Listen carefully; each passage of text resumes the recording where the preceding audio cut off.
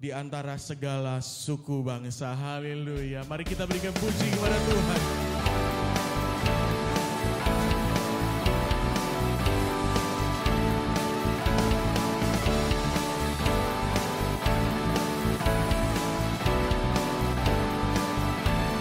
Mari kami puji.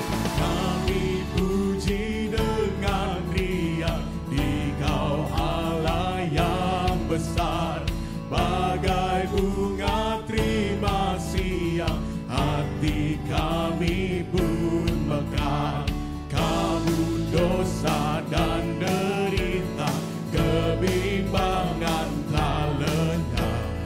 Sumber suka yang abadi, beri sinar-Mu menyerang.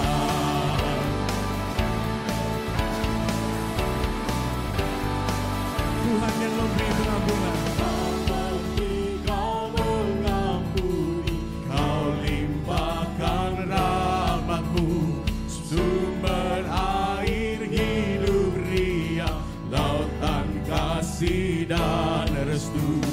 Yang mau hidup dalam kasih, Kau jadikan milik-Mu, agar kami menyayangi, meneladan kasih-Mu.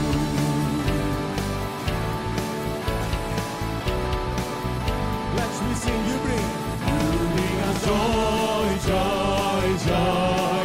We adore Thee. You bring us joy, joy, joy. We adore Thee. Semuanya yang Kau cipta memantulkan sinar-Mu. Para malaikat surya naikkan puji bagi-Mu. Padang, hutan dan samudra, bukit, gunung dan lembah, marga satwa bergembira, gajah kami ikut serta. Mari kita pun memuji dengan suara menggegap, menyanyikan kuasa kasih yang teguh serta tetap. Kita maju dan bernyanyi jaya walau diserang, ikut mengagungkan kasih dalam lagu pemenang.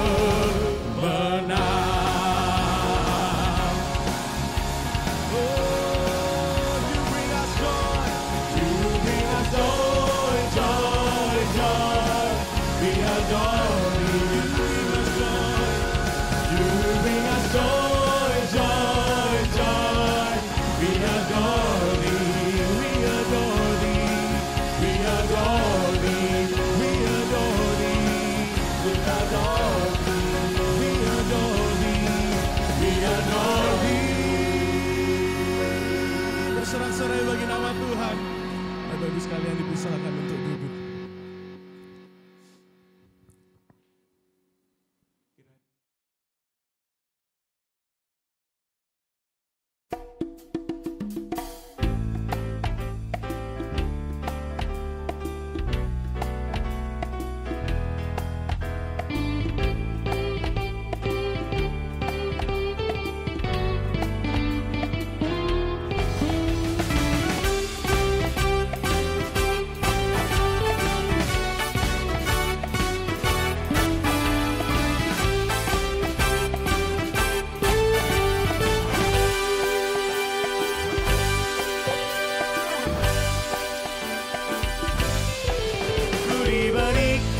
Hidup baru oleh Yesus Tuhanku, irama lagu paling mulia, hidung kasih yang merdu. Hatiku bersukacitalah, bersukacitalah, bersukacitalah. Hatiku bersukacitalah di dalam Yesus Tuhanku. Dengan senyum yang begitu lebar, mari kita katakan. Yesus yang tersalib bagiku. Segala dosaku dihapusnya, hingga baru hidupku. Hatiku bersukacitalah, bersukacitalah, bersukacitalah. Hatiku bersukacitalah di dalam Yesus Tuhanku.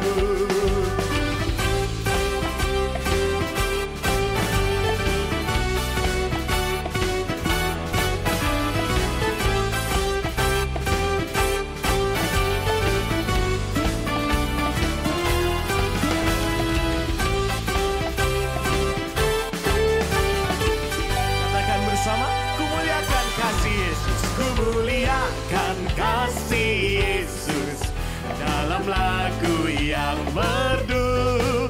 Kelak malaikat dalam sorga mengiringi kidungku. Hatiku bersukacitalah, bersukacitalah, bersukacitalah. Hatiku bersukacitalah di dalam Yesus Tuhanku. Hatiku, hatiku bersukacitalah, bersukacitalah, bersukacitalah. Dan hatiku bersukacitalah di dalam Yesus Tuhanku. Di dalam Yesus Tuhanku, di dalam Yesus Tuhanku.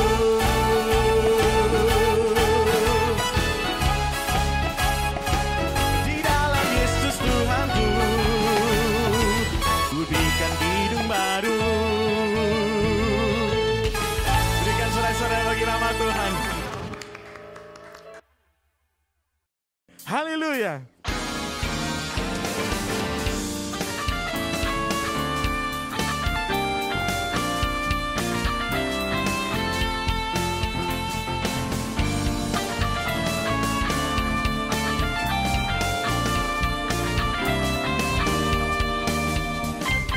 Amatlah senang dan bahagia pada lengan yang kekal. Amat besarlah damai berkatnya, sandar pada lengan yang kekal.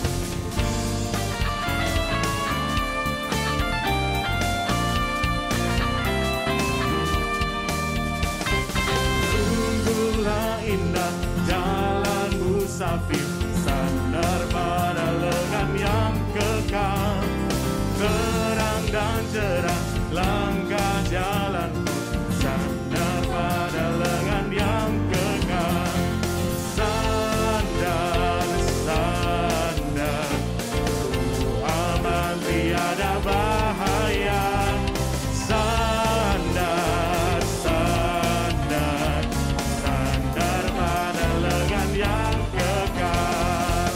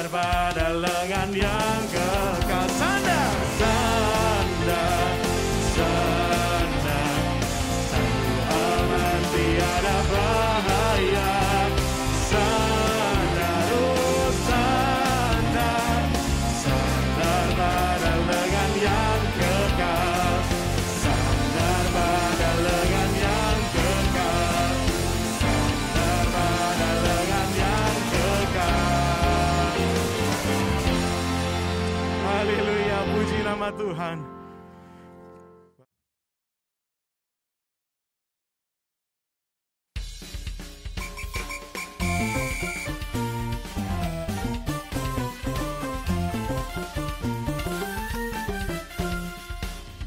Kau telah ubahkan ratapanku kini menjadi tarian.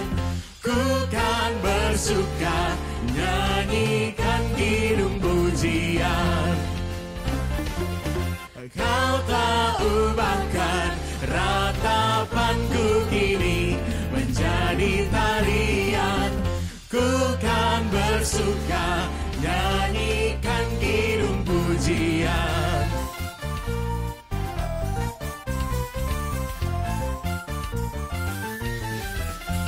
Di dalam kesesakan Kau beri kelegaan.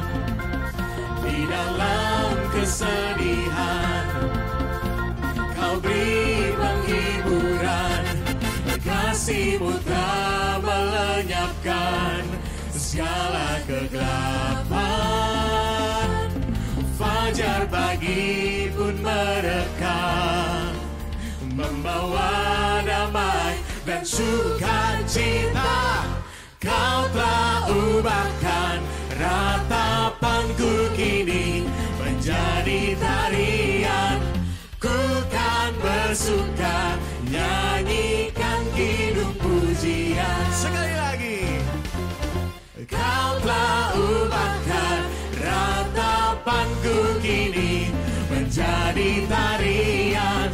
Ku kan bersuka nyanyikan kidung pujian.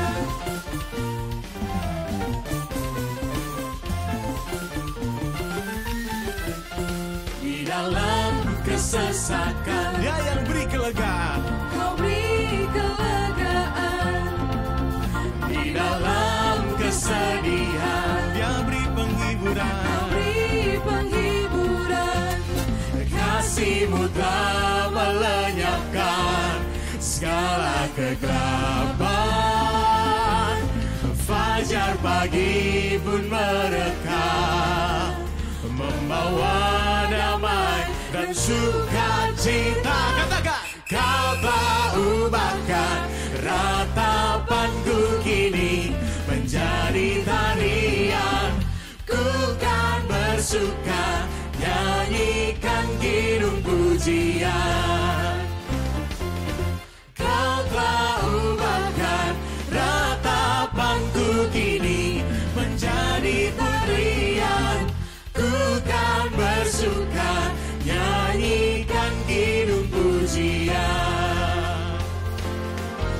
Amarah-Mu hanya sekejap saja, namun kemurahan-Mu dalam hidupku sepanjang masa. Kau telah ubahkan ratapanku kini menjadi tarian. Ku kan bersuka nyanyikan kidung pujian. Mari kita sekali lagi. Kau telah ubahkan ratapanku kini menjadi tarian. Ku kan bersuka nyanyikan kidung pujian.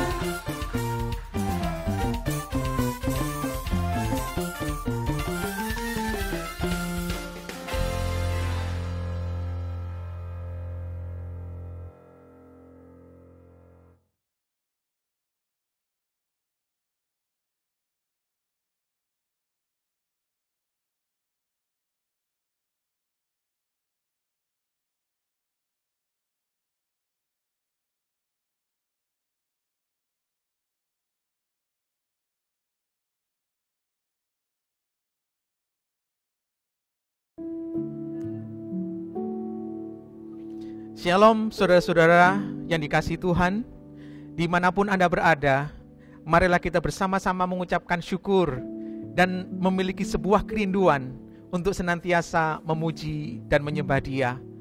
Saya mengundang jemaat sekalian bangkit berdiri, marilah kita siapkan hati kita di dalam doa teduh secara pribadi.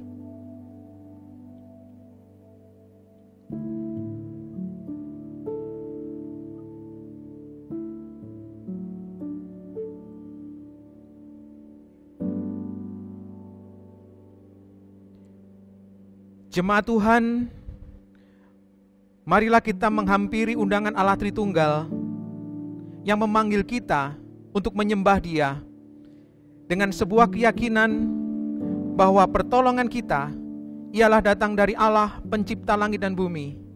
Dia adalah Tuhan yang tidak pernah meninggalkan pekerjaan tangannya buat kita. Kiranya turun atas kita berkat dan damai sejahtera yang menyempurnakan penyembahan kita di dalam nama Allah Bapa, Putra, dan Roh Kudus. Amin. Jemaat dipersilakan duduk kembali.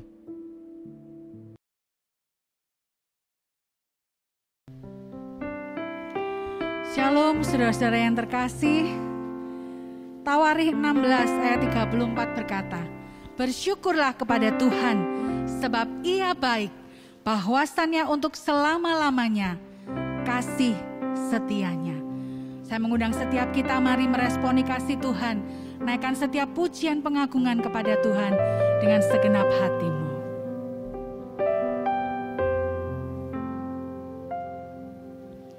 Ingat kasih-Nya,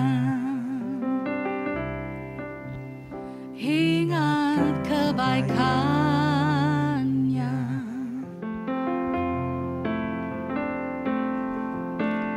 dan anugerah-Nya. Selamatkanku,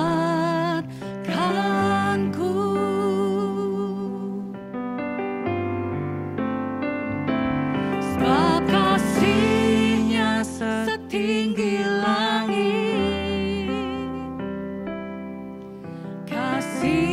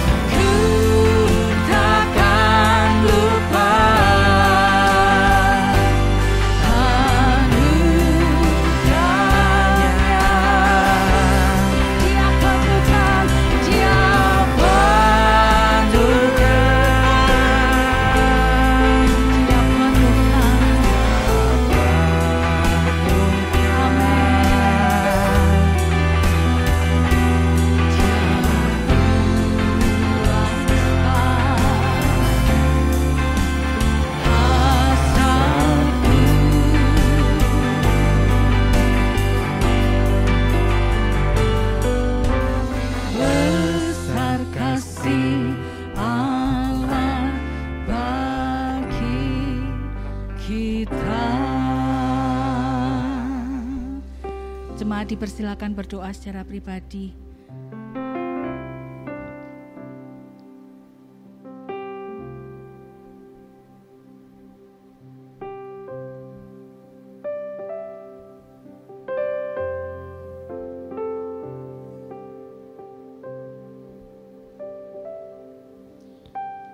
Ketika kami mengingat semua karya-Mu dalam hidup kami, sungguh kami mengakui bahwa hanya di dalam Engkau Tuhan, kami menerima kasih dan kebaikan yang tulus tanpa menuntut. Engkau menerima kami apa adanya. Engkau mencari, membebaskan, dan merenggut kami ketika dibelenggu oleh dosa. Terima kasih Tuhan untuk kebesaran dan kemuliaan kasih-Mu. Mohon pengampunan bila kami belum meresponi kasih Tuhan dengan sungguh-sungguh. Kiranya setiap kami menghargai anugerah Tuhan. Ketika kesempatan hidup itu masih Tuhan berikan, biarlah setiap kami mengambil komitmen untuk terus mencintai kebenaran dan membenci dosa. Sungguh besar anugerahnya, pembaru hidupku,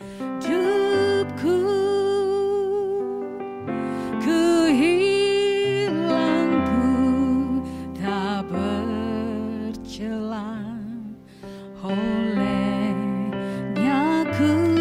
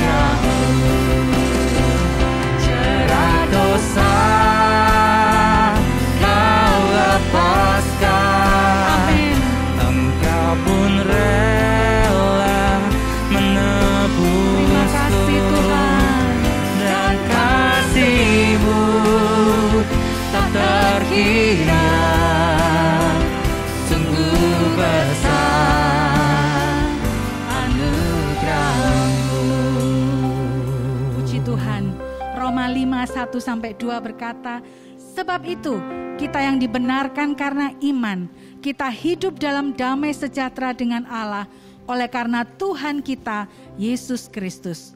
Oleh Dia kita juga beroleh jalan masuk oleh iman kepada kasih karunia ini. Di dalam kasih karunia ini kita berdiri dan kita bermegah dalam pengharapan akan menerima kemuliaan Allah. Amin. Mari saudara, saya undang kita semua untuk berdiri dan kita akan bersama-sama mengikrarkan pengakuan iman Kalsedon yang berbunyi demikian.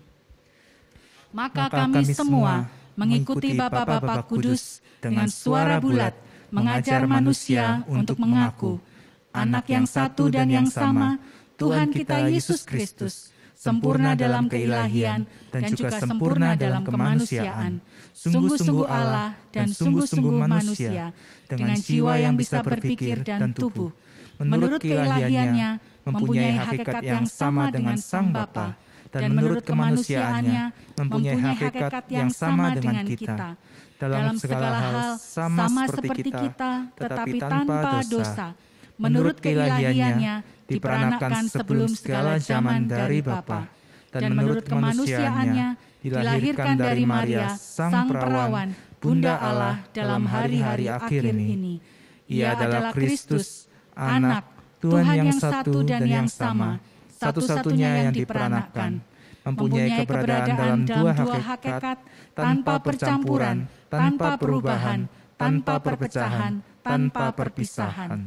Perbedaan dari dua hakikat itu sama sekali tidak dihancurkan oleh persatuan mereka, tetapi sifat-sifat dasar yang khas dari setiap hakikat dipertahankan dan bersatu menjadi satu pribadi dan satu makhluk, tidak berpisah atau terbagi menjadi dua pribadi, tetapi anak yang satu dan yang sama, dan satu-satunya yang diperanakan, Allah Firman, Tuhan Yesus Kristus. Seperti nabi-nabi dari semula telah menyatakan tentang Dia, dan seperti Tuhan Yesus Kristus sendiri telah mengajar kita, dan seperti pengakuan iman Bapa-Bapa Kudus telah menyampaikan kepada kita. Amin. Amin. Karena Kristus, kita dapat berdiri dan bermegah dalam pengharapan akan menerima kemuliaan Allah. Glory to glory.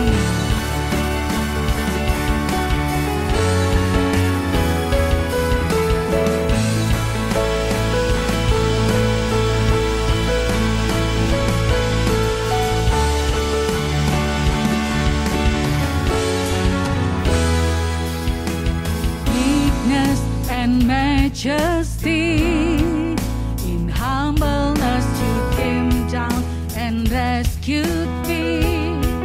You gave it all upon the cross as an offering.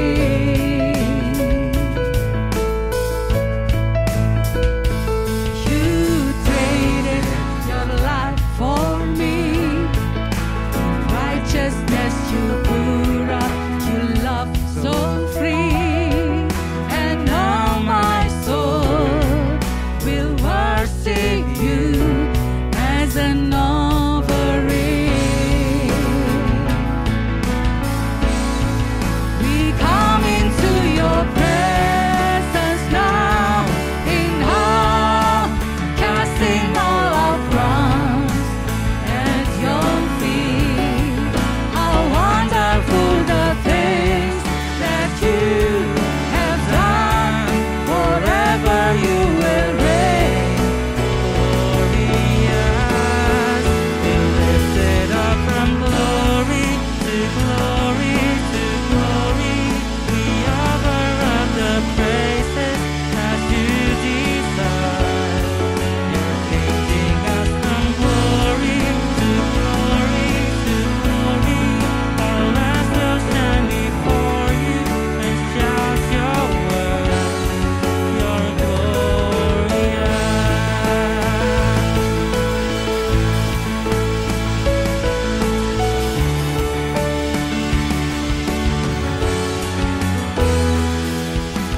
Weakness and majesty, in humbleness you came down and rescued me.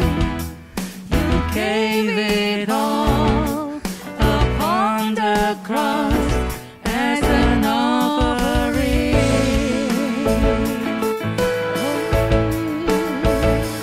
You traded your life for me.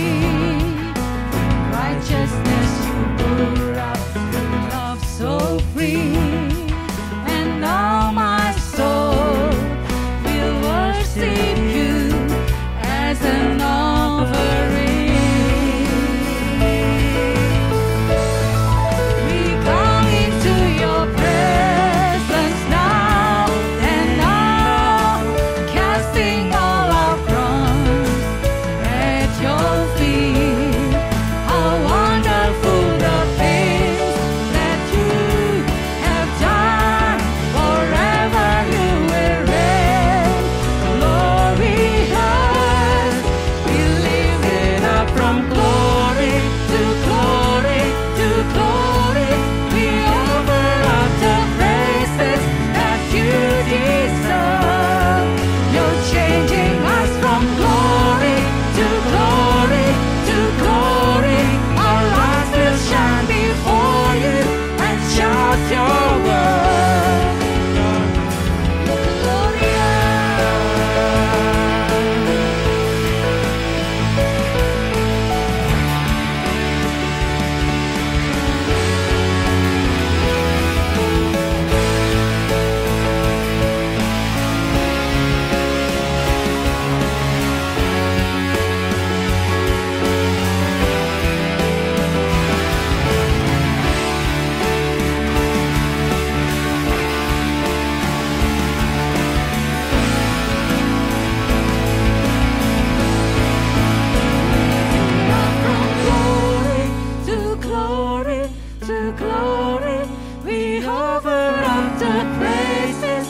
as you desire. You're changing us from glory to glory to glory. Our hearts will shine before you and shout your word. You're living up from glory to glory to glory. We offer up our praises as you desire. You're changing us from glory to glory to glory. Our lives will shine before you and shout your word. You're glorious.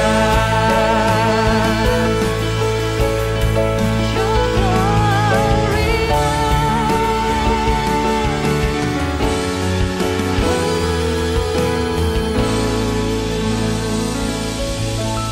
Segala kemuliaan hanya bagi Tuhan. Dipersilakan duduk kembali saudara yang terkasih. Marilah setiap kita mempersiapkan diri untuk dibentuk, untuk diubahkan seturut dengan kehendak Tuhan.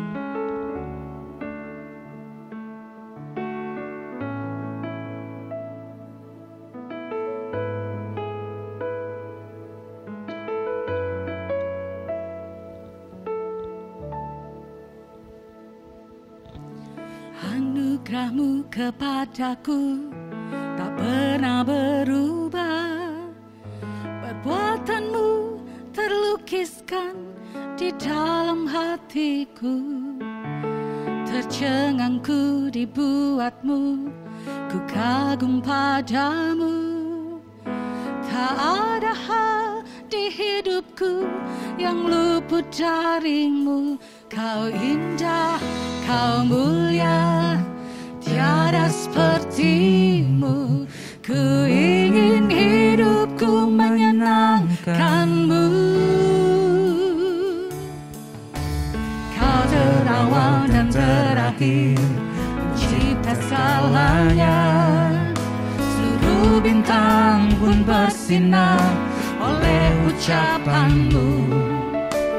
Engkau pun mengasihiku, penulis hidupku. Tak henti segenap nafasku, menyembahmu selalu ku puji, ku sembah. Tiada sepertimu, ku ingin hidupku menyenangkanmu Tuhan. Segala puji, segala hormat, segenap hatiku menyembah. Terimalah segenap hidupku sebagai persembahan yang hidup. Kehendakku, Setiap kami melakukan namun kehendakmu ya Tuhan. kehendakmu, hidupku bagimu. Indah, kau mulia, ku ingin hidupku menyenangkanmu.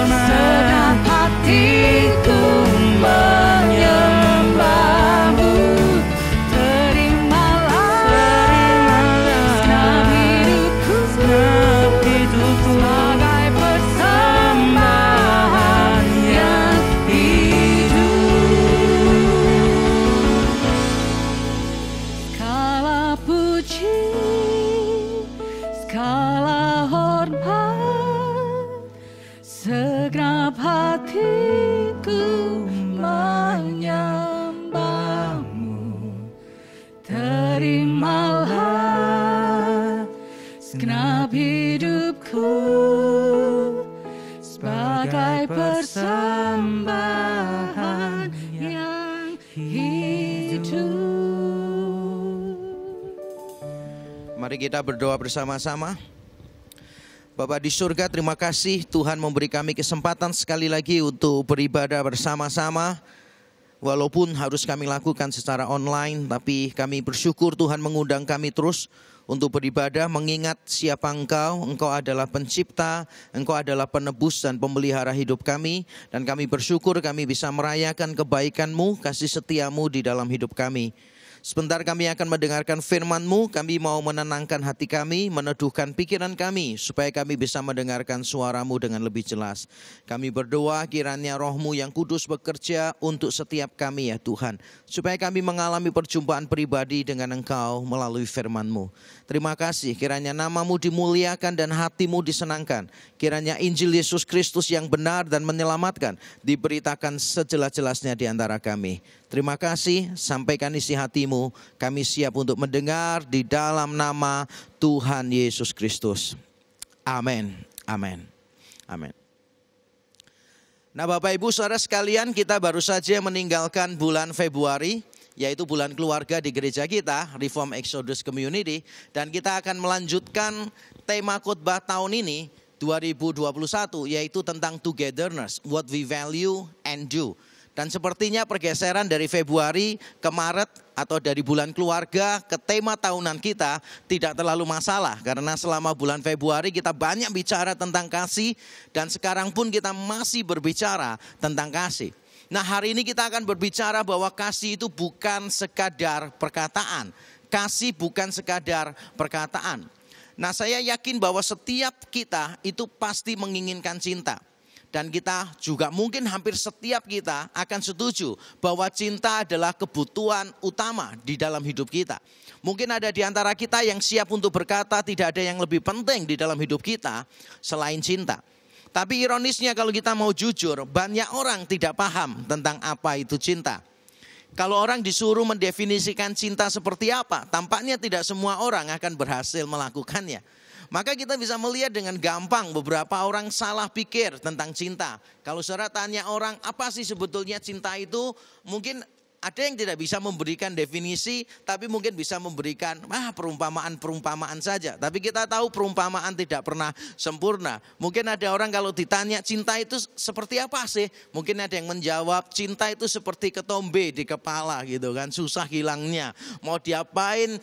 Tidak peduli how hard we try, tampaknya susah banget untuk mengeluarkan, untuk membersihkan kepala ini dari ketombe. Sama seperti itu pula kalau kita cinta rasanya sulit ya melupakan orang yang kita cintai dari kepala kita. Nah saudara, ada orang yang punya konsep tentang cinta yang keliru. Misalnya ada orang yang berkata begini, kalau cinta itu ya tidak usah diucapkan, tahu sama tahu saja.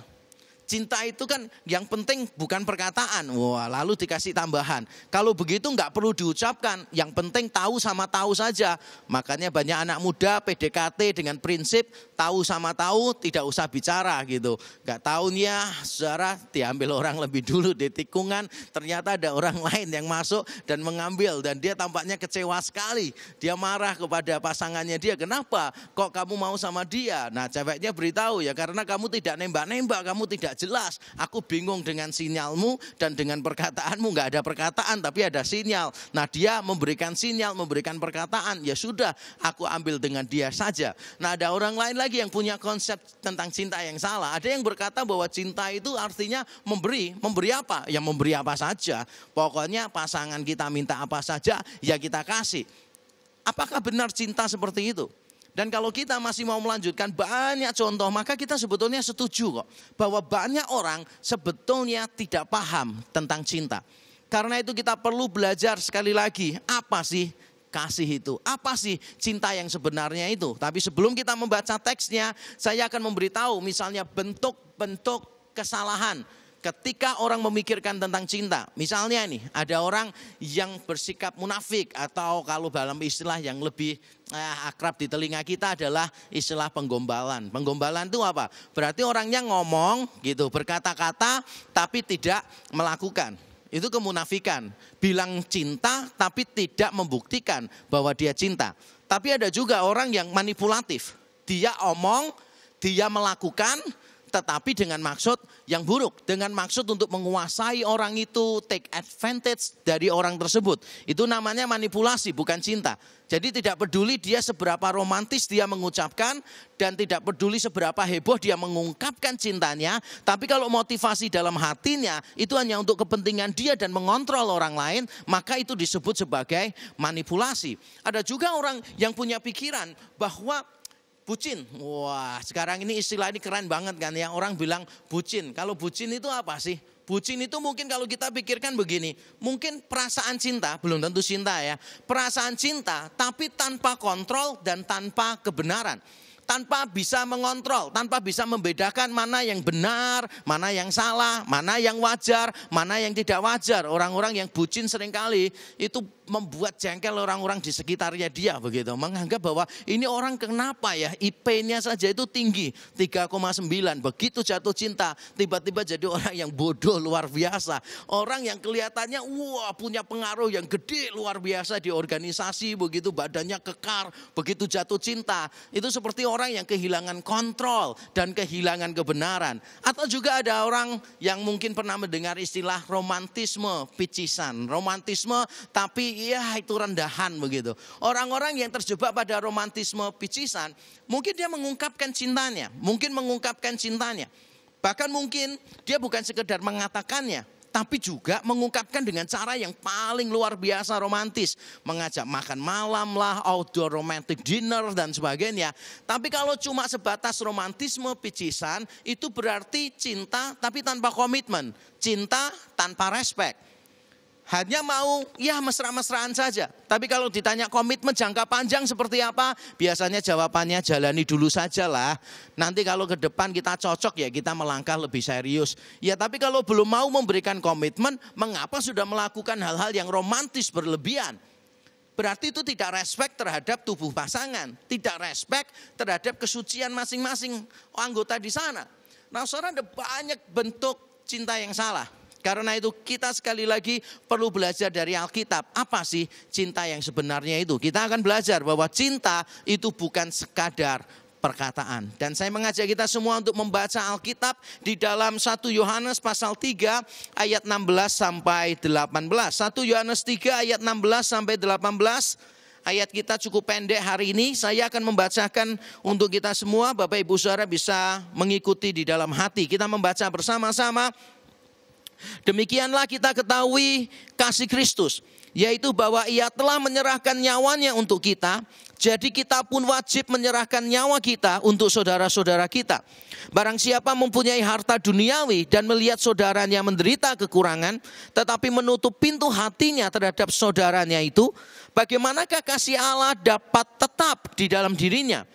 Anak-anakku, marilah kita mengasihi bukan dengan perkataan atau dengan lidah, tetapi dengan perbuatan dan dalam kebenaran. Saudara, surat 1 Yohanes dikenal sebagai the letter of love. Cinta yang banyak sekali dibicarakan di dalam surat ini membuat surat ini layak dijuluki sebagai surat kiriman tentang cinta. Walaupun kita tahu bukan cuma cinta yang dibahas di sana, ada macam-macam yang dibahas di sana. Tapi Yohanes menekankan cinta dan tampaknya semua orang akan setuju dengan itu. Nah, dia menceritakan tentang cinta di beberapa bagian di dalam surat ini secara terpisah-pisah. Tetapi di dalam konteks yang baru kita baca, dia mengingatkan bahwa kalau kita mencintai, maka cinta itu tidak boleh cuma sebatas perkataan atau lidah. Cinta itu harus dibarengi dengan perbuatan, dibarengi dengan kebenaran. Mengapa ini penting? Mengapa penting untuk diberitahukan untuk saling mencintai, dan mengapa penting diberitahukan untuk mencintai dengan benar. Jadi bukan cuma untuk mencintai, tapi mencintai dengan benar. Nah, kalau kita melihat konteks ayat tadi, ayat-ayat di atas teks yang kita baca tadi, kita akan menemukan bahwa penulisnya mengingatkan dunia itu pasti akan membenci orang-orang Kristen. Jadi orang-orang Kristen akan dibenci oleh dunia. Karena kita ini dibenci oleh dunia, ditekan oleh dunia, maka kita nanti akan menderita di dalam dunia ini. Nah, di dalam penderitaan kita membutuhkan kasih sayang satu dengan yang lain. Kita butuh dikuatkan, kita butuh dihiburkan. Kita membutuhkan uluran tangan orang lain untuk bertahan di dalam situasi yang tidak menyenangkan.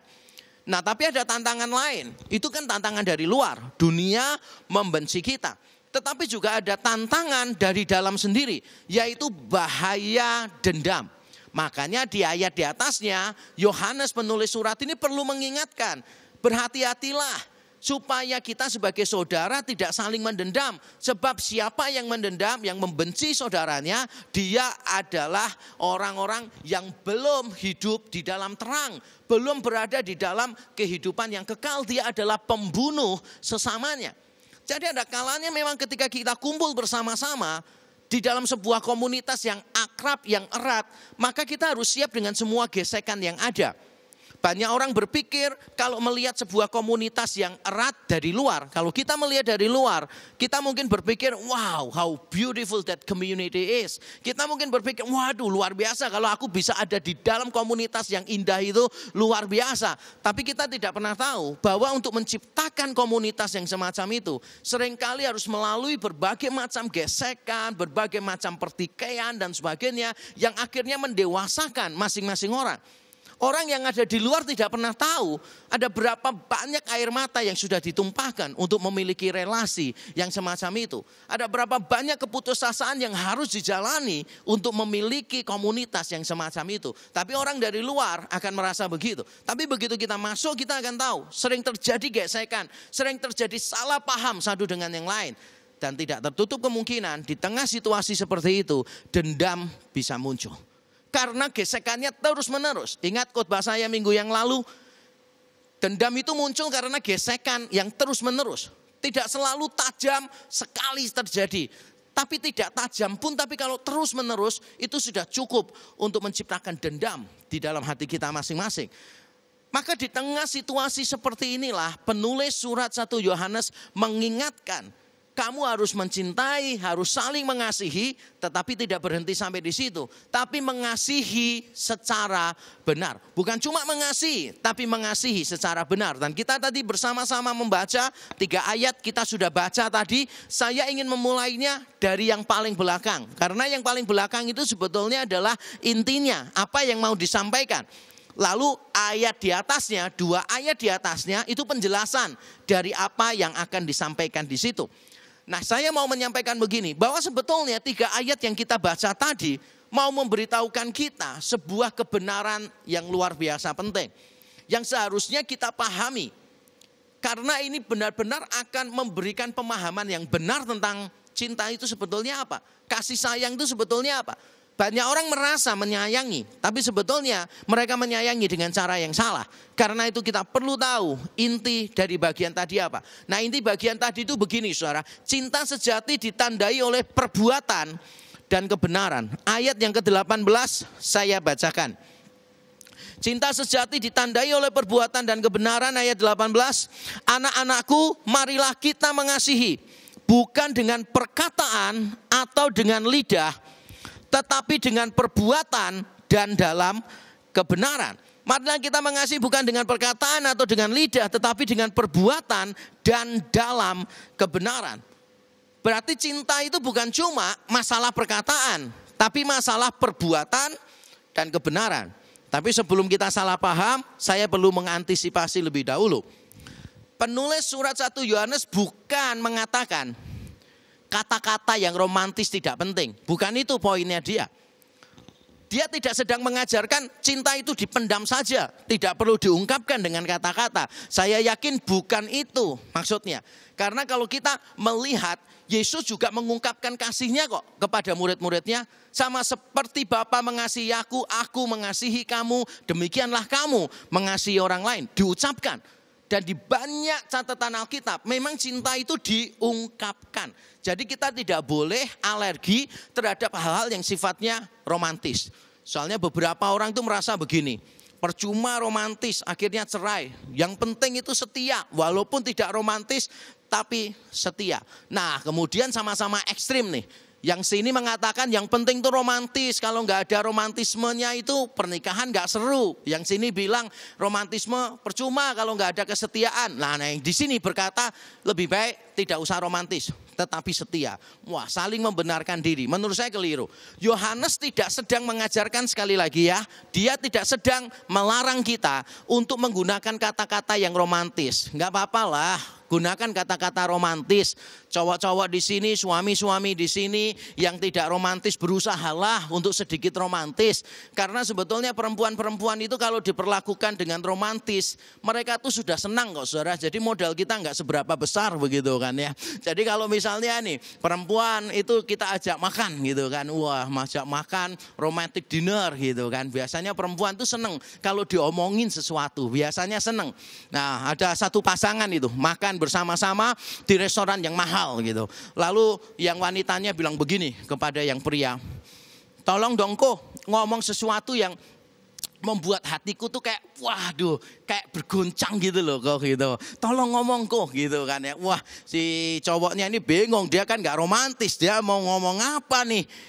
Di tengah romantic dinner dia juga bingung mau ngomong apa. Disuruh mengeluarkan kalimat yang benar-benar membuat perempuan ini waduh hatinya berdegup dengan kencang gitu. Akhirnya dia dapat ide dan dia ngomong begini, kamu tahu gak Mei, aku tadi kesini buru-buru dan aku tidak bawa dompet. Wah langsung si ceweknya hatinya berdegup dengan kencang. Karena itu berarti dia yang harus bayar romantic dinner yang sangat mahal. Nah saudara kadangkala kita ini perlu hal-hal tertentu lah. Kadangkala saya juga garing-garing begitu dengan istri saya gitu. Merayu dia. Pokoknya dengan guruan yang garing gak apa-apa. Yang penting itu pasangan kita itu tahu kalau kita itu sayang sama dia gitu loh saudara. Misalnya saudara bisa tanya, namamu wifi kah gitu loh. Enggak, kenapa kok namanya wifi? Enggak, soalnya tiap kali deket sama kamu aku tuh punya koneksi yang kuat gitu. Ya garing tapi enggak apa-apa lah. Cewek biasanya suka dibegitukan kok gitu. Lalu kita juga bisa tanya gini, waktu kamu jatuh dari surga itu sakit enggak sih gitu? Enggak, aku enggak pernah jatuh dari surga kok. Loh kamu kan bidadari tanpa sayap gitu kan. Ya garing banget tapi enggak apa-apa, percayalah. Cewek itu suka digaringin begitu ya saudara. Atau mungkin kita bisa ngomong begini, tahu enggak sih kamu tuh seumpama kamus. Wah, kamu tuh dictionary in my life gitu. Kenapa kamu tak sebut kamus? Karena kamu memberi arti di dalam hidupku. Wah, itu pokoknya modal gitu nggak usah pakai kado ya. Ceweknya sudah seneng kok saudara. Lalu misalnya saudara bilang gini, itu banyak orang bilang tempat yang paling menyenangkan di dunia itu katanya Disneyland. Katanya Disneyland itu the most beautiful place on earth. Tapi kamu tahu nggak yang gitu kan? Orang-orang itu tuh salah. Mereka itu tidak pernah tahu rasanya duduk di sebelah kamu. Wah, ini tempat yang jauh lebih indah daripada Disneyland. Nah, ini garing dan miskin ya. Tapi ya nggak apa-apa, saudara ya. Yang penting membuat pasangan kita seneng gitu. Nah, saudara, fokus kita bukan itu. Fokus kita bukan itu. Tapi poin saya begini, tidak salah kalau kita merayu, jujur mengungkapkan perasaan kita, merangkai dengan kata-kata yang romantis. Tidak salah. Tapi pastikan pada saat kita mengungkapkan cinta kita harus disertai dengan dua hal tadi. Disertai dengan perbuatan dan disertai dengan kebenaran. Kalau tidak disertai dengan salah satu atau dua-duanya, maka itu bukan cinta. Dan izinkan saya mengkalimatkannya begini saudara.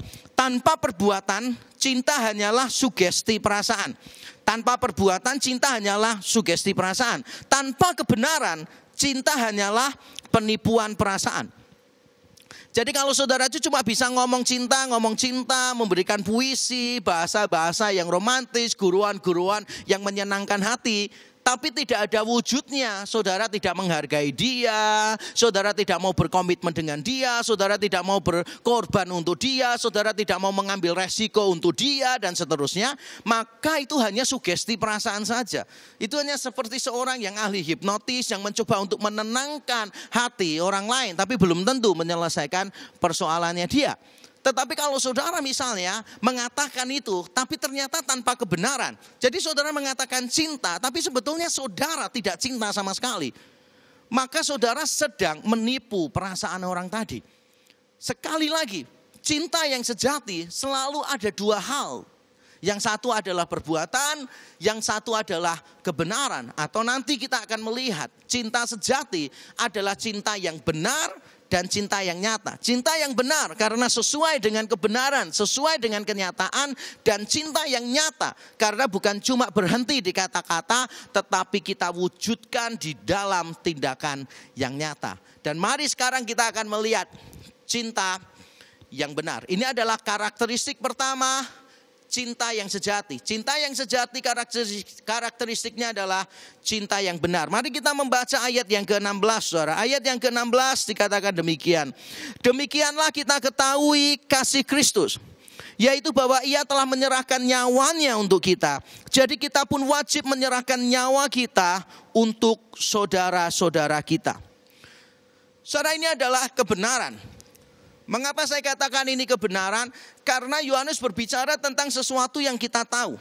Dan itu memberitahu kita, kalau saudara mau mencintai orang, dan saudara kalau mau tahu cinta yang benar itu, cinta yang benar dicirikan oleh pengetahuan dan pengenalan yang benar. Tadi di ayat yang di bagian awal tadi dikatakan demikian, saudara. Demikianlah kita ketahui kasih Kristus. Demikianlah kita ketahui kasih Kristus. Kalau dalam bahasa Yunani tidak ada kata Kristus di situ. Demikianlah kita ketahui kasih. Ini bicara tentang sembarang kasih sebetulnya. Tapi sembarang kasih nanti diukur memang dengan kasih Kristus. Nah, di sana ada kata yang menarik, yaitu kata ketahui. Demikianlah kita ketahui. Dan kata ginosko di sana muncul sekitar 25 kali di dalam surat 1 Yohanes. Yohanes sangat menekankan tentang pengetahuan ini. Karena ada ajaran sesat di situ. Karena ada orang yang punya konsep yang keliru. Makanya perlu dibetulkan konsep yang salah itu.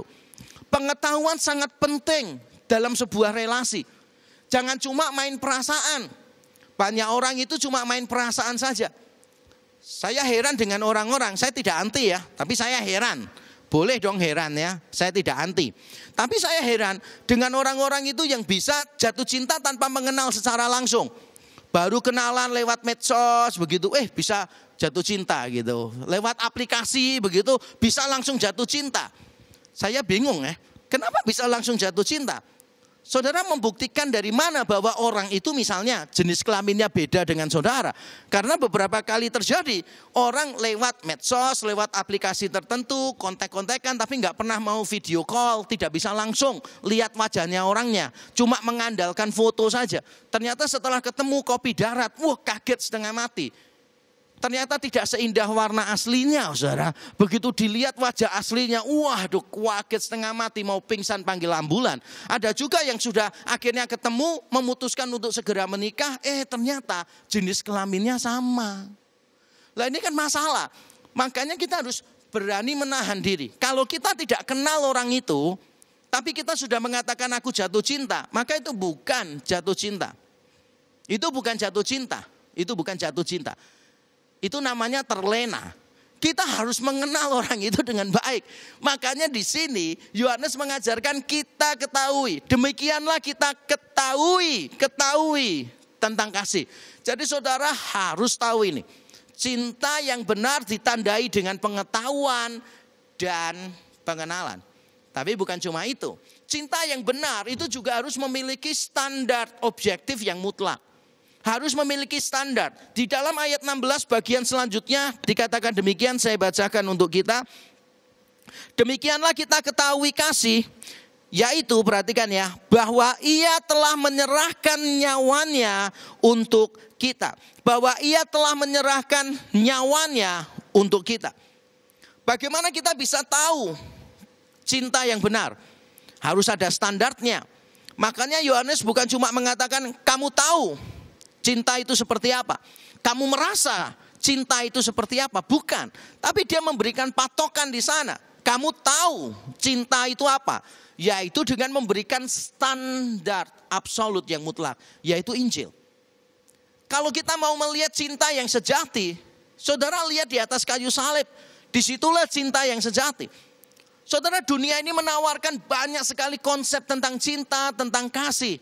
Tapi kita tahu bersama bahwa tidak semua yang ditawarkan itu adalah kebenaran. Mungkin yang ditawarkan itu adalah kenyamanan, benar-benar menyenangkan perasaan. Tapi belum tentu berisi kebenaran. Saya kasih contoh kepada saudara lah. Kita ini harus sadar, kita ini hidup di dalam dunia yang rancu terhadap epistemologi. Mana yang benar, mana yang benar. Kebenaran itu apa sih? Ada kerancuan epistemologis dan secara khusus ada kerancuan aksiologis yang berkaitan dengan moralitas. Jadi sama-sama berkaitan, epistemologi dan aksiologi. Sama-sama berkaitan dengan kebenaran. Tetapi aksiologi lebih sempit lagi. Bicara tentang kebenaran di wilayah moral. Sekarang ini ada banyak kerancuan. Misalnya orang berkata begini, mengasihi itu berarti menyetujui. Jadi kalau kita tidak setuju dengan orang lain, maka kita dianggap tidak mengasihi. Saya berapa kali disalahpahami orang. Di dalam seminar-seminar saya sering diberitahu, mengapa saya kok tidak mengasihi LGBT? Karena saya menentang homoseksualitas. Saya memberitahu, standar kasihmu salah. Tidak menyetujui itu bukan berarti tidak mengasihi. Buktinya kamu sekarang tidak setuju dengan pandangan saya. Apakah kamu tidak mengasihi saya? Apakah kamu menjadikan saya musuh? Kan juga tidak. Tapi itulah yang terjadi. It is what it is in our world right now. Bahwa orang-orang itu tidak bisa memberitahu kita dengan jelas cinta itu apa. Tidak setuju berarti tidak cinta. Atau misalnya begini, menilai orang lain itu berarti menghakimi. Menilai orang lain salah itu dianggap menghakimi. Ini pikiran-pikiran yang konyol. Karena setiap orang itu pasti menilai. Kita tidak mungkin bisa hidup tanpa memikirkan perbuatan ini benar atau salah, benar atau salah, benar atau salah. Tidak mungkin. Sebab kalau saudara tidak mikir begitu, tidak mau menilai perbuatan orang lain, maka ketika orang lain merugikan saudara, saudara tidak boleh marah. Saudara tidak boleh marah karena ketika saudara marah dan saudara berkata kepada orang itu salah. Orang itu bisa saja berkata kepada saudara, kamu kok menghakimi aku? Kamu kok menilai aku salah? Berarti kamu menghakimi dong. Jelas ini akan menjadikan dunia kita dunia yang kacau. Menilai itu tidak salah. Tapi kalau kita menilai dengan kesombongan, itu baru namanya menghakimi. Kita menilai orang lain salah, menganggap diri lebih baik dari orang lain, itu baru namanya menghakimi. Tapi kalau kita menilai, menunjukkan orang lain salah, dengan lemah lembut, dengan rendah hati, dengan penuh kasih, dengan penuh belas kasihan, itu bukan menghakimi, itu namanya mengasihi. Dunia kita memang sedang kacau semacam itu. Ada lagi orang yang berkata begini, standar moral itu perasaan personal masing-masing individu. Jadi as long as I feel good, yaitu oke buat aku. Orang lain tidak perlu mengurusi aku. Yang penting I feel good. Yang penting aku tidak mengganggu kenyamanan orang lain. Tapi kita tahu bersama, kasih itu tidak bisa seperti itu. Kasih itu berarti kita memperhatikan orang lain. Bukan sekedar kita tidak melakukan yang buruk terhadap orang lain, tetapi kita melangkah lebih jauh, memperhatikan perasaan mereka, membangun mereka dan sebagainya. Kita hidup bersama tidak bisa, di dalam hidup kita bersama, kita mempraktekkan prinsip yang semacam itu. Nanti kalau ada orang lain tiba-tiba memukul saudara dan dia merasa senang aja, mengolok-ngolok saudara, membuli saudara. Dan ketika ditanya, kenapa kamu membuli orang itu? Nggak tahu, hobiku dari kecil memang bullying kok. Dan aku suka itu ketika membuli orang lain, aku merasa perkasa, I feel good. Apakah boleh kita mengiyakan itu? Ya jelas tidak lah saudara. Jadi ada banyak hal. Kita hidup di tengah dunia yang serba tidak jelas. Bahkan ada lagi tuh, ada orang yang kalau dia berkata begini, iya sih kita ini kan gak bisa memastikan kebenaran.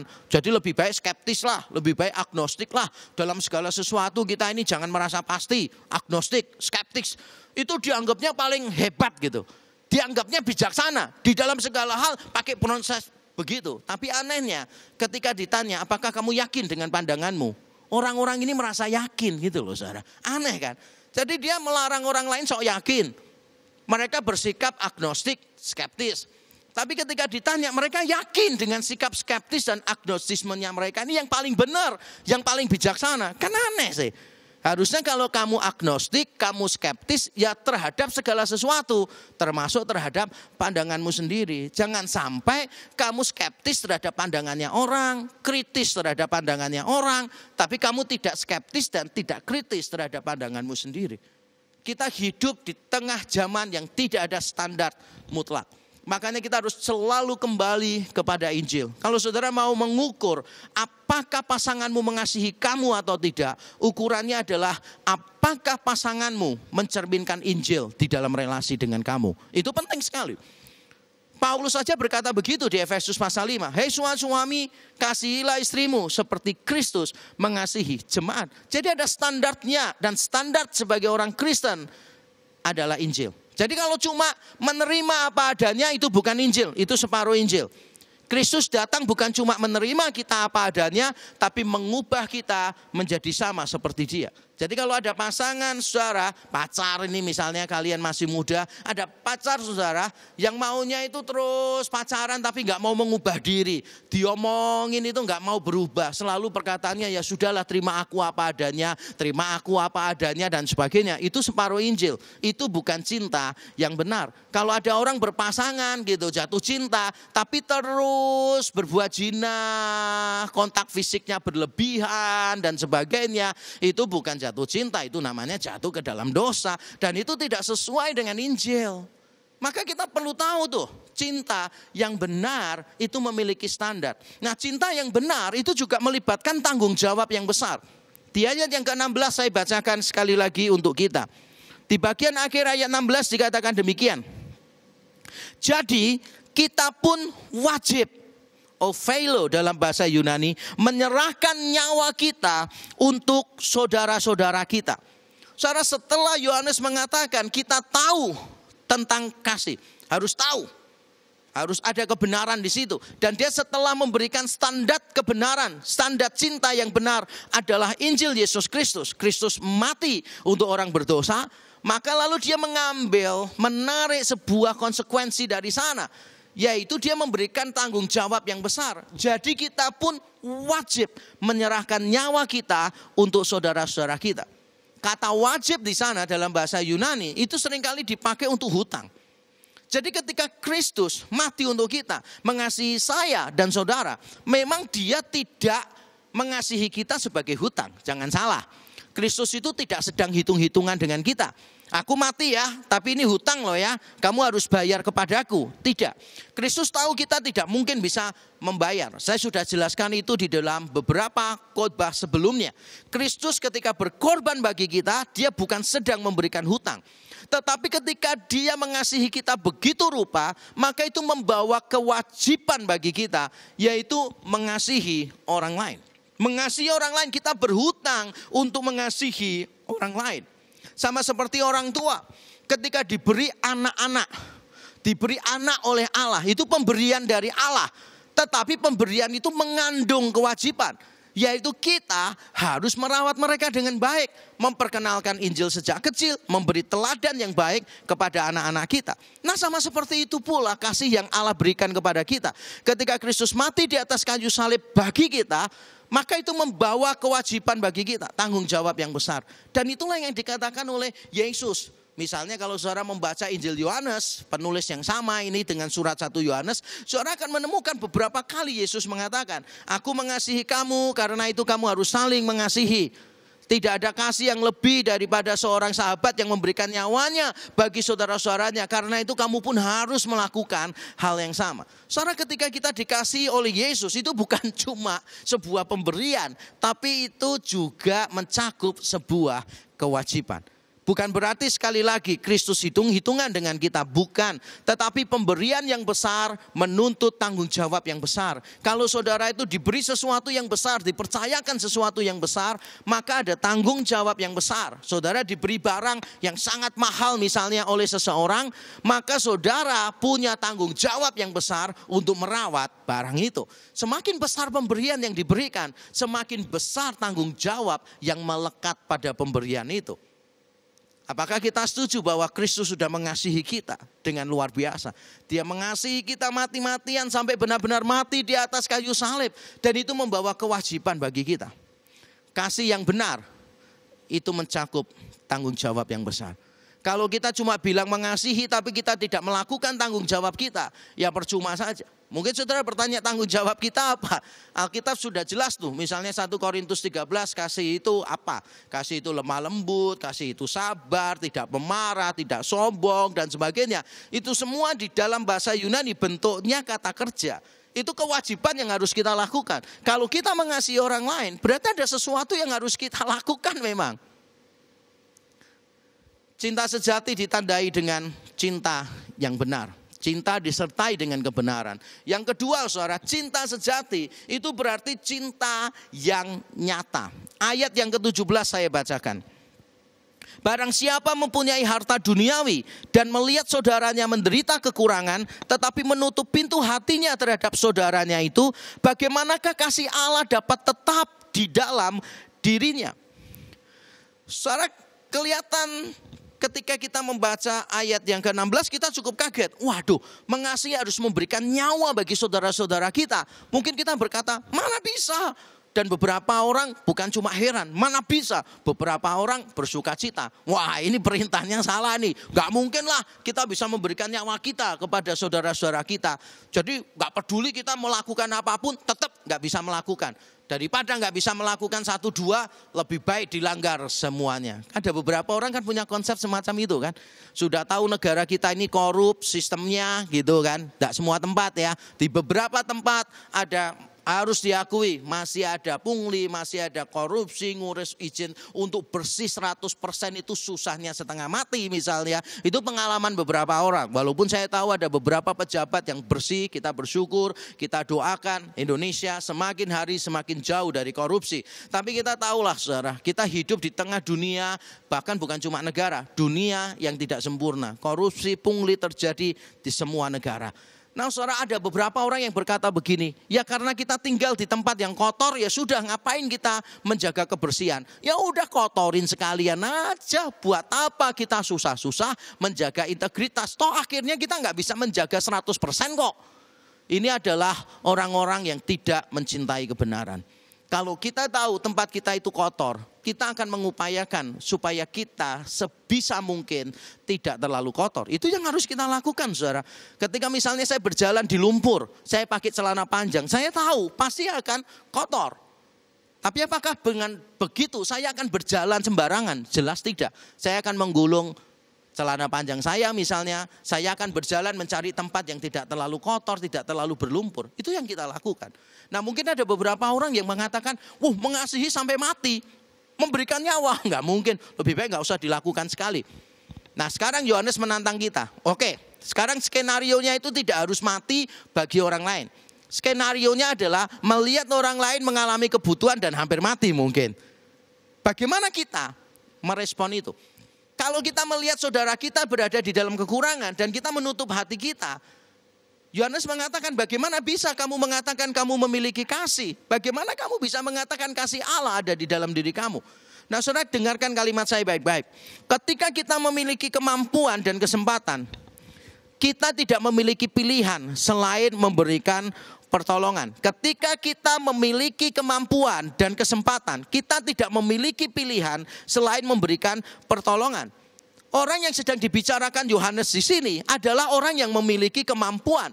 Dia mengatakan kalau barang siapa mempunyai harta duniawi, berarti dia punya kemampuan untuk memberi. Lalu dia melihat orang lain di dalam kebutuhan, berarti dia punya kesempatan melihat orang lain. Dia punya kemampuan, dia punya kesempatan, maka dia tidak punya pilihan. Sekali lagi supaya kita jelas ya. Kalau kita punya kemampuan untuk menolong dan kita punya kesempatan untuk menolong, maka kita tidak punya pilihan untuk tidak menolong. Kita memang harus menolong orang itu. Siapapun yang kita lihat butuh pertolongan dan kita tahu pasti dan kita punya kemampuan untuk menolong, maka kita harus menolong. Nah, jangan salah paham ya, jangan salah paham. Saya tidak mengatakan bahwa kita itu harus mengasihi semua orang asing. Saya ini pernah ditanya beberapa orang yang pernah ada di mobil saya. Saya itu kan hampir tidak pernah memberikan uang kepada para pengemis atau apa yang ada di pinggir jalan. Saya hampir tidak pernah melakukan itu. Jadi beberapa orang bertanya, bahkan anak saya waktu kecil tanya, "Papa ini pendeta kok pelit sih sama orang miskin?" gitu. Lalu saya jawab kepada anak-anak saya, pertama, saya tidak kenal orang-orang ini gitu. Apakah orang-orang ini benar-benar miskin atau tidak? Beberapa minggu yang lalu di Jakarta ditangkap seorang pengemis, saudara. Pada waktu dia mau meninggalkan tempat itu, menaiki mobilnya. Loh, pengemis saja punya mobil, saudara. Ada juga orang yang ngemis setiap hari, tidak punya kerjaan selain itu. Tapi ternyata dia kaya raya, itu berarti penipuan. Saya tidak kenal orang-orang itu. Nah, saya tidak selalu tidak memberi, tentu saja saya tidak selalu tidak memberi. Kadang-kala kalau saya lihat, pernah saya lihat tuh orang kayak menderita sekali gitu, saya kasih agak banyak gitu. Terus malah tamu saya yang tanya saya, "Loh Pak, tahu persis tak orang itu benar-benar sakit?" "Oh enggak tahu." "Kenapa Pak Yakub kasih? Nanti kalau dia misalnya menipu Pak Yakub bagaimana?" Ya saya jawab, "Enggak, uang segitu murah. Aktingnya dia bagus banget sih, apalagi panas-panas di pinggir jalan dia seperti itu." Kadang-kala saya memang memberi, saudara. Makanya tadi di awal saya bilang saya sangat jarang. Bukan berarti tidak pernah, tapi sangat jarang. Karena saya tidak kenal. Mungkin kalau saudara tidak mau memberi untuk orang yang saudara tidak kenal, karena saudara takut ditipu dan sebagainya, oke, saya masih bisa paham. Walaupun kadang-kala saya tetap memberi sih. Misalnya kalau ada orang saya lihat di pinggir jalan kelihatannya susah tanpa dia minta-minta, ya saya kalau pas ada uang, saya kasih kok uang kepada orang itu. Saya tidak melarang saudara berhati-hati di dalam memberi karena ada banyak penipuan. Saya berapa kali mau ditipu orang di DM, di Instagram lah, apalah dan sebagainya begitu kan. Ada beberapa yang saya tahu penipu. Dan saya bersyukur saya tidak jadi memberi kepada orang-orang itu. Tapi ada beberapa yang setelah saya bantu, ternyata benar mereka orang-orang yang sangat membutuhkan dan saya bersuka cita. Saya tidak bisa membayangkan seandainya mereka benar-benar butuh dan saya berkata tidak. Padahal saya mampu dan saya tahu.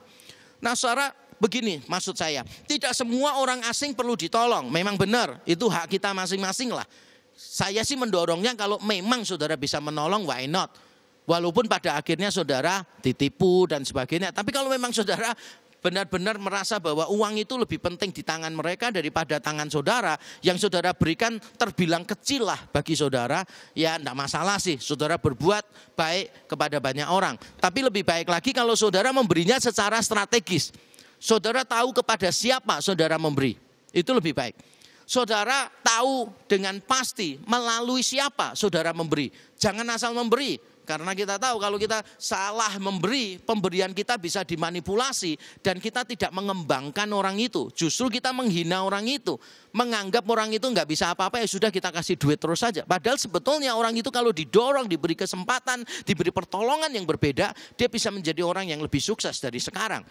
Saudara, saya tidak mengatakan bahwa kita harus atau bahwa kita dilarang untuk menolong orang-orang asing. Bukan itu poin yang ada di sini. Poin yang ada di sini adalah begini. Jika seseorang melihat saudaranya, perhatikan ya, barang siapa memiliki harta duniawi dan melihat saudaranya, berarti ini bicara tentang sesuatu yang dekat nih saudara.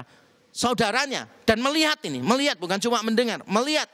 Benar-benar mengenal orangnya, benar-benar melihat orang ini ada kebutuhan dan benar-benar perlu ditolong dan orang ini benar-benar punya kemampuan untuk menolong. Maka di dalam situasi seperti itu, orang itu harus menolong. Tapi mengapa kita seringkali gagal untuk memberikan pertolongan? Padahal kita sudah melihat orang itu, tahu persis keadaannya. Dia memang benar-benar layak ditolong. Dan kita punya kemampuan untuk memberi. Tapi kita tidak tergerak untuk memberi. Mengapa bisa terjadi demikian? Saya yakin Yohanes sudah memberikan petunjuk. Mengapa bisa terjadi demikian? Yaitu karena kita punya perspektif yang keliru tentang harta. Tadi Yohanes mengatakan demikian. Barang siapa memiliki harta duniawi, kalau dalam bahasa Yunaninya adalah hobios tu kosmu, kehidupan dunia. Kehidupan dari dunia. Jadi sebetulnya yang dimiliki apa? Yang dimiliki itu adalah kehidupan dari dunia. Dan saudara kalau membaca bagian-bagian sebelumnya dari surat 1 Yohanes, kita tahu Yohanes sudah memberitahu kita waspada dengan apa yang ada di dalam dunia. Waspadai dengan apa yang ada di dalam dunia. Bukan berarti semua yang ada di dalam dunia jelek, bukan.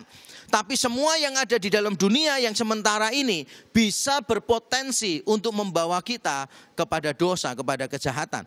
Ketika saudara punya uang terlalu banyak, bisa jadi saudara diperhamba oleh uang itu dan saudara menjadi budak uang. Lalu muncullah cinta uang, akar segala kejahatan di dalam diri saudara. Makanya ada banyak orang yang sudah berkata begini, kita ketika memberikan harta kita kepada orang lain, sebetulnya kita bukan cuma menyelamatkan orang itu secara jasmani, tapi menyelamatkan jiwa kita secara rohani.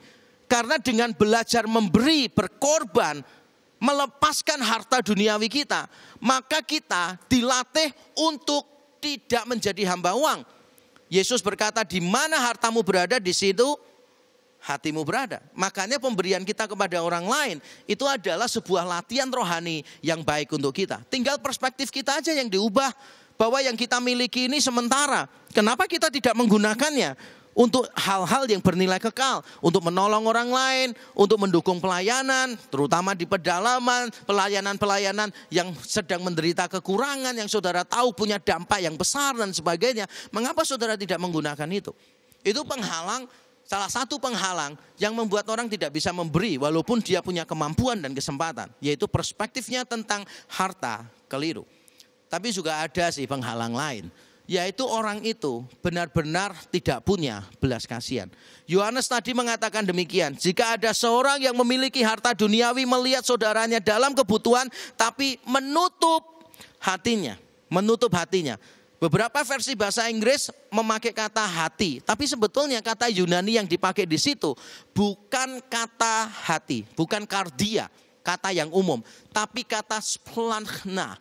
Kata splanchna itu artinya itu bukan cuma hati. King James Version menerjemahkannya lebih pas, yaitu bowel of compassion. Jadi bagian hati yang berkaitan dengan belas kasihan. Bukan cuma hati, tapi bagian yang terdalam lubuk hati kita yang penuh dengan belas kasihan. Kalau kita melihat orang lain, seharusnya kita ini jangan menutup hati kita. Atau dengan kata lain saya mau berkata begini saudara, sebetulnya ketika kita melihat orang lain susah dan kita punya kemampuan, sebetulnya hati kita itu pasti tergerak untuk memberi. Kecuali kalau kita tutup hati itu, maka kita tidak akan memberi. Hari ini firman Tuhan menantang kita saudara. Mari, bukan cuma saudara mengucapkan cinta kepada orang lain, bukan cuma saudara mengucapkan perhatian kepada orang lain. Cinta itu lebih daripada sekadar mengirim chat, mengirim SMS. Walaupun saya tahu itu penting dan menghibur orang lain. Tapi harus ada action yang lebih dari itu saudara. Makanya saya mendorong setiap kita, ayo melibatkan diri dalam keluarga besar REK di sini. Supaya kita bisa saling mengasihi satu dengan yang lain.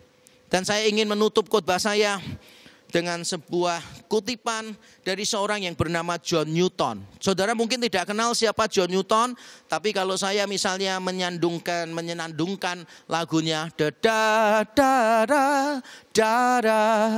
da, saudara langsung tahu. Iya, John Newton adalah pencipta dari lagu Amazing Grace yang sangat terkenal itu. Dan John Newton dulu adalah orang yang benar-benar brengsek. Dia adalah penjual budak. Jadi perdagangan budak, dia mengambil keuntungan dari menjual budak. Setelah dia bertobat pun bertobatannya terjadi secara gradual. Kalau kita membaca biografinya dia, ada banyak tradisi, ada banyak film dokumenternya lagi beberapa. Kalau kita membaca biografi yang cukup bisa dipercaya, maka kita tahu bahkan setelah dia menciptakan lagu Amazing Grace pun, dia sebetulnya masih terlibat di dalam perdagangan budak. Sampai suatu ketika dia benar-benar bertobat dan dia benar-benar menyerang praktek itu. Dia mengadakan kampanye, menyebarkan pamflet untuk menentang praktek itu. Dan beberapa dekade berikutnya, William Wilberforce, orang yang sangat punya pengaruh kuat di Inggris pada waktu itu, Wilberforce, dia berhasil menggolkan cita-cita Newton. Walaupun itu bukan cuma cita-citanya Newton, tapi cita-cita banyak orang yang sadar bahwa perbudakan adalah sesuatu yang keliru. Melalui Wilberforce, maka akhirnya perbudakan dihapuskan. Nah, saya ingin membacakan kalimat dari John Newton. Saya langsung terjemahkan, Bapak Ibu Saudara bisa melihat dalam bahasa Inggris di layar. Kasih Allah yang dinyatakan dalam Yesus Kristus adalah yang aku inginkan sebagai objek perenungan terus-menerus. Bukan hanya untuk berspekulasi tentangnya sebagai sebuah doktrin, tetapi untuk merasakannya dan sebagai ketertarikanku sendiri di dalamnya. Untuk memenuhi hatiku dengan pengaruh-pengaruhnya dan mengubah aku menjadi mirip dengannya. Bahwa dengan memandang pada teladan yang mulia ini, aku digerakkan untuk memiliki roh kebaikan, cinta, dan belas kasihan kepada semua orang di sekitarku.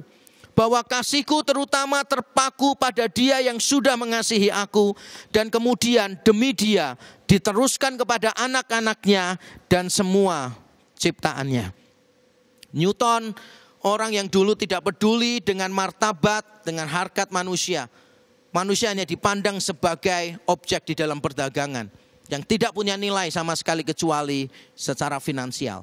Menjadi pribadi yang berubah.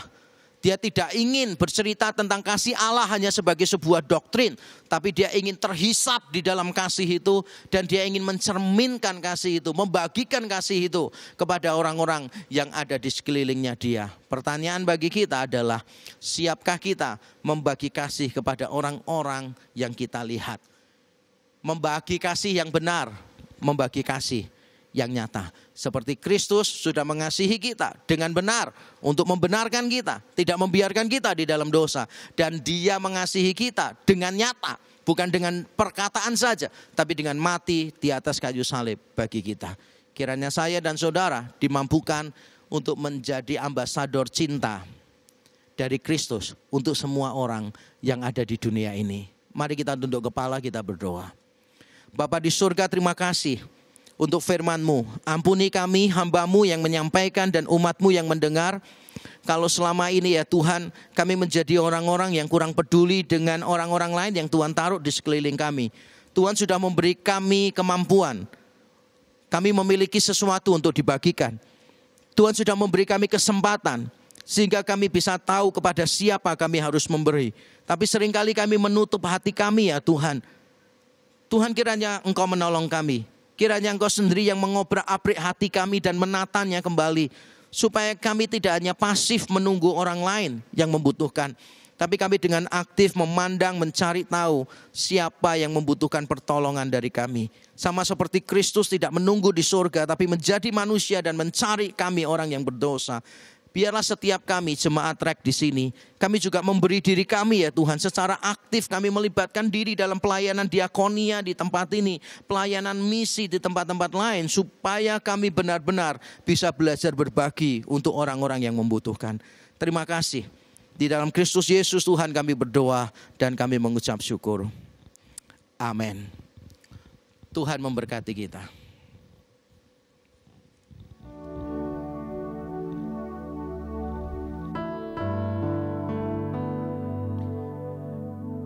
Jemaat yang terkasih, kita akan melaksanakan sakramen berjaman kudus. Izinkan saya untuk membacakan dasar dari pelaksanaan sakramen ini. Firman Tuhan berkata, sebab setiap kali kamu makan roti ini dan minum cawan ini, kamu memberitakan kematian Tuhan sampai Ia datang. Jadi barang siapa dengan cara yang tidak layak makan roti atau minum cawan Tuhan, ia berdosa terhadap tubuh dan darah Tuhan. Karena itu hendaklah tiap-tiap orang menguji dirinya sendiri, dan baru sesudah itu ia makan roti dan minum dari cawan itu. Karena barang siapa makan dan minum tanpa mengakui tubuh Tuhan, ia mendatangkan hukuman atas dirinya. Jemaat yang terkasih, undangan sakramen berjaman kudus diperuntukkan bagi saudara-saudara yang mengaku percaya kepada Yesus Kristus sebagai Tuhan dan Juru Selamat. Bagi saudara-saudara yang ingin bertobat, maka ini adalah kesempatan dan sekaligus undangan bagi saudara untuk mengingat kasih dan kebaikan Tuhan yang menyelamatkan saudara. Tetapi bagi saudara-saudara yang sekarang ini tetap mengeraskan hati melalui teguran firman Tuhan, ataupun orang-orang yang mengasihi saudara tetapi tetap tidak bertobat dan justru menikmati dosa, maka ambillah kesempatan untuk berdiam diri sejenak, sehingga suatu saat nanti ketika saudara sudah siap dan ingin bertobat, maka undangan ini juga berlaku bagi saudara. Oleh karena itu mari kita memohon pertolongan Tuhan. Kita akan berdoa. Bapa Surgawi, kami sungguh menyerahkan dalam tangan Tuhan. Kiranya perjamuan kudus ini mengingatkan kami akan kasih Tuhan yang senantiasa nyata atas hidup kami. Kami yang bergumul atas dosa-dosa kami, tetapi melalui darah yang tercurah tersebut, kami beroleh pengampunan. Kiranya kami saat ini mengingat kebaikan Tuhan melalui sakramen ini. Di dalam nama Yesus kami mengucap syukur dan berdoa. Amin. Jemaat yang terkasih, marilah kita menyiapkan sarana perjamuan kita dengan diiringi sebuah pujian, Nothing But the Blood of Jesus.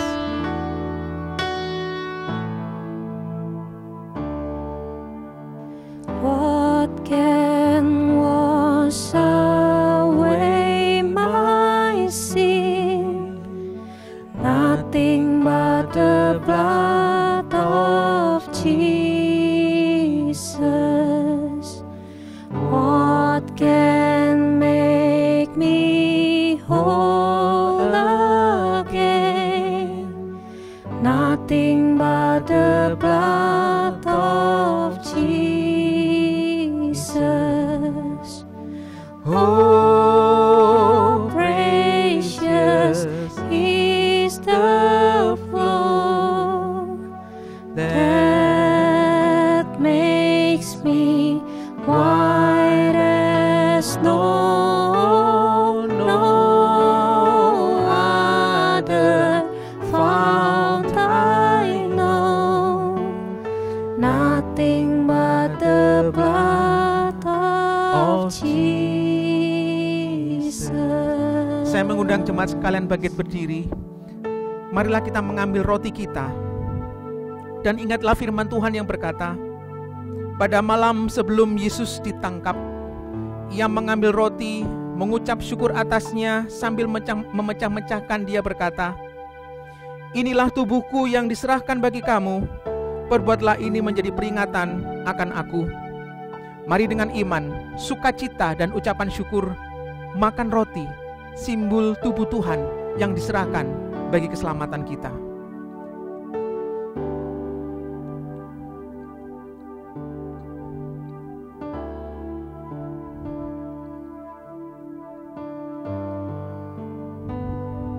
Mari kita mengambil anggur kita, dan ingatlah firman Tuhan yang mengatakan demikian.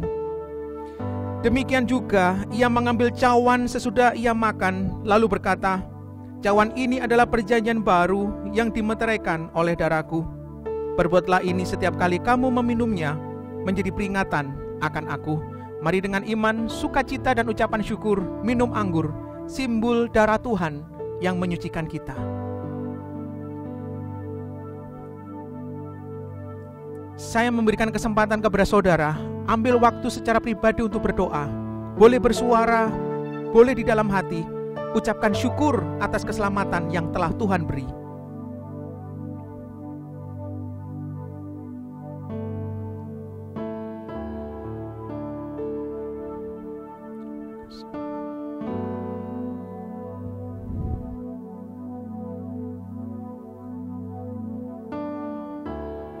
Bapa di dalam surga, kami sungguh mengucap syukur karena kami menerima anugerah daripada Tuhan. Bukan karena dosa kami adalah dosa yang remeh, bukan karena anugerah Tuhan murahan, tetapi ini semua adalah bukti dari kasih Allah yang besar atas kami. Tidak ada kebaikan apapun yang bisa kami lakukan untuk menebus dosa kami, tetapi karena darah yang tercurah di atas kayu salib yang sudah menyucikan kami dan mengembalikan relasi kami dengan Engkau. Karena itu ajarkan kami setiap saat mengingat setiap kasih Tuhan, supaya kami semakin mengasihi dan mengenal Engkau. Di dalam nama Yesus Kristus kami mengucap syukur dan berdoa. Amin. Silakan duduk, demikian sakramen perjamuan kudus. Kiranya Tuhan Yesus memberkati kita semua. Ya Bapak Ibu Saudara yang terkasih, kita akan bersama-sama mempersiapkan diri untuk memberikan persembahan. Silakan nanti persembahan ditransfer ke nomor rekening yang tertera pada layar.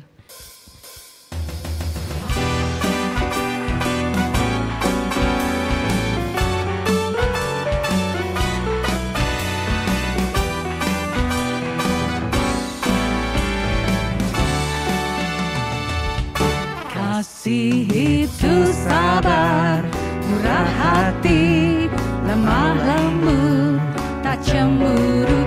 Kasih itu memberi sukacita di hati. Kasih itu mengerti, selalu memberi, tiada mencari lemahnya diri. Kasih itu memberi sukacita di hati. Begitu banyaknya cerita tentang kasih-Nya yang sempurna. Marilah kita memberi dunia teladan kasih di dalam kita. Kasih di dalam kita. Kasih itu sabar, murah hati, lemah lembut, tak cemburu. Kasih itu memberi sukacita di hati.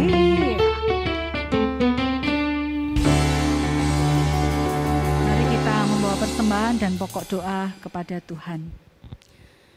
Tuhan, kami memberikan persembahan ini kepadamu dengan hati yang penuh sukacita dan hati yang penuh ucapan syukur. Kiranya Tuhan menerima, Tuhan memberkatinya, dan biarlah persembahan ini bisa dipakai untuk mendukung pekerjaan-pekerjaan Tuhan dimanapun Engkau menginginkan. Dan hari ini kami juga berdoa Tuhan untuk pemulihan beberapa daerah di Indonesia yang dilanda oleh bencana alam. Kami terus memohon pertolongan Tuhan, kiranya senantiasa memberikan hikmat kepada pemerintah dalam mengatasi bencana ini. Tuhan juga memberikan penghiburan, kekuatan, dan menyembuhkan trauma kepada para korban bencana alam. Dan kiranya bantuan-bantuan yang masuk Tuhan bisa disalurkan tepat waktu dan bisa diterima dengan baik oleh para korban bencana. Saat ini kami juga berdoa Tuhan untuk pengurus diakonia lokal yang terdapat di 5 rek lokal dalam melayani jemaat secara khusus, yaitu program e-visitasi jemaat.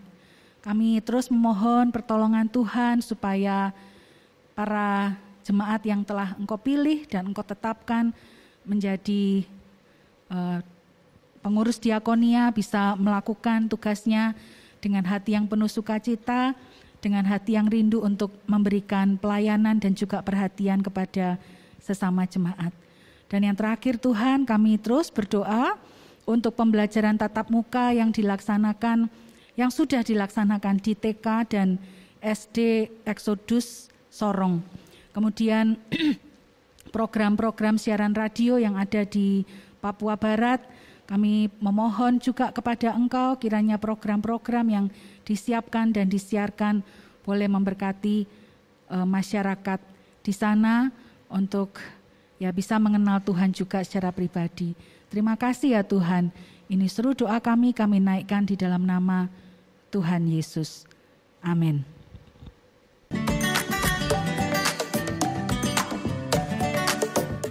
Halo jemaat sekalian, senang sekali Anda bergabung kembali dalam Tele Ibadah Rek. This is our church, this is our home. Kami mengucapkan selamat datang bagi Anda yang baru bergabung hari ini. Rek adalah gereja yang tepat bagi Anda yang peduli care, teaching, and mission. Jika Anda ingin mengenal Rek secara lebih dalam atau terhubung dalam komunitas tertentu di Rek, kami mengundang Anda untuk bergabung dalam Zoom meeting selesai ibadah. Selamat bagi Anda yang berulang tahun di minggu ini. Kiranya kasih, iman, dan pengharapan Anda semakin dikuatkan dalam Kristus melalui topangan Roh Kudus.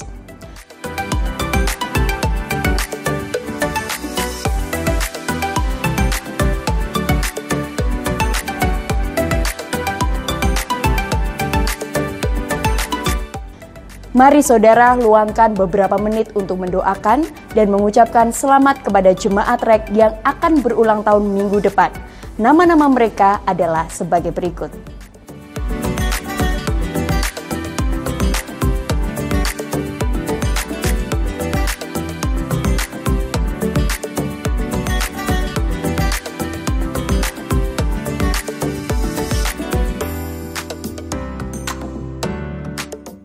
Bergabunglah bersama Discipleship Group di setiap gereja lokal. Catat hari dan waktunya. Di tengah pandemi ini, mari kita bersama-sama bersekutu dan bertumbuh dengan sesama. Bagi Anda yang belum terdaftar, silakan dapat menghubungi hamba Tuhan lokal setempat. Teman-teman muda, yuk bergabung dalam persekutuan online remaja dan pemuda. Info link Zoom silakan menghubungi kontak berikut ini. Kita bersyukur karena oleh kemurahan Allah Tritunggal dan melalui dukungan doa dan dana dari Anda, proyek renovasi gedung gereja REK Minden terus menunjukkan perkembangan. Saat ini, pembangunan telah masuk dalam proses pemasangan AC, panggung, dan LED. Mari kita tuntaskan apa yang sudah kita kerjakan. Silakan transfer dukungan Anda ke rekening berikut ini. Jangan lupa untuk menambahkan angka 9 pada digit terakhir.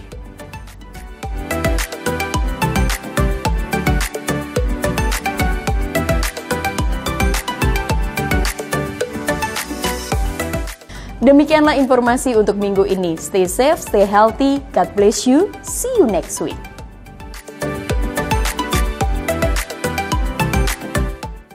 Mari saudara, saya mengundang setiap kita untuk berdiri. Kita akan mengakhiri ibadah pada hari ini. Doksologi.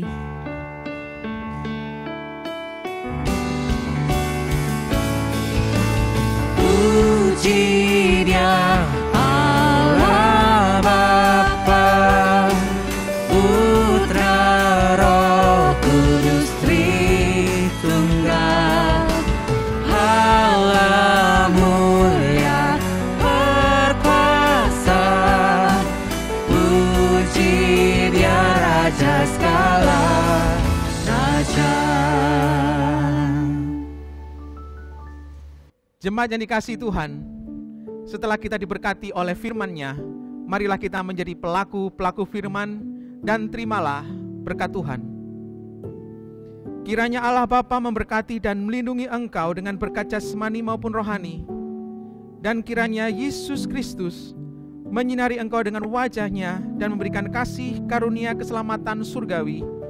Dan kiranya Allah Roh Kudus menghadapkan wajah-Nya kepadamu dan memberikan damai sejahtera yang akan mengiring engkau mulai saat ini hingga Yesus datang yang kedua kali. Dan terimalah semua berkat-berkat itu di dalam nama Yesus Kristus. Amin. Silakan duduk untuk mengambil waktu teduh. Ibadah selesai. Tuhan Yesus memberkati kita semua.